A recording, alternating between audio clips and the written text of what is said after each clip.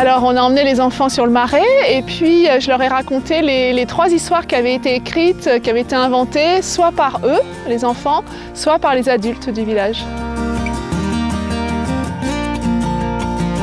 Vous les connaissez, les sœurs Sagnes? Pourtant c'est elles qui ont donné leur nom au marais des Sagnes. C'était des sœurs siamoises.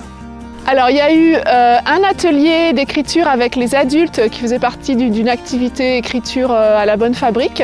Puis avec les enfants, il y a eu 2 ateliers en demi-classe et là ils inventaient l'histoire à l'oral. Moi je trouve que c'est super parce que justement ça fait intervenir l'école, donc ça vraiment ça touche les enfants, mais là ça touchait aussi par le biais des ateliers d'écriture des personnes plus âgées.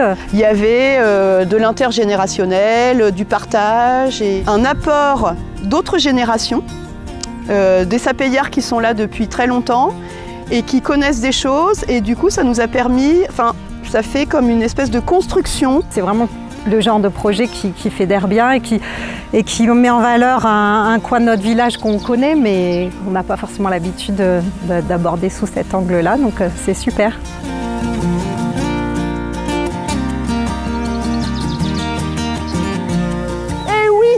Désormais, ce n'est plus un lieu putride, c'est un espace naturel sensible où on vient pour respirer. On n'interdit plus aux enfants de traverser le marais, au contraire.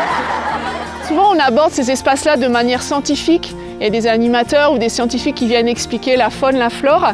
Et moi, j'ai une approche différente. Je vais faire travailler sur l'imaginaire. Donc ça va être une façon de se sentir proche par les sens, par le sensible. Ça touche peut-être plus certaines personnes sous cette forme-là que par le biais d'un discours environnement, écologie, etc., qui va être peut-être plus moralisateur ou plus formel avec de l'écrit, des petits papiers. Là, ça aide à l'appropriation. Moi, je pense en tout cas que ce genre d'expérience, on la vit très rarement et que ça permet et aux adultes et aux enfants de développer notre imaginaire. Et surtout, en ce moment, je pense qu'on en a bien besoin et que s'évader un petit peu, rêver, etc., fait du bien.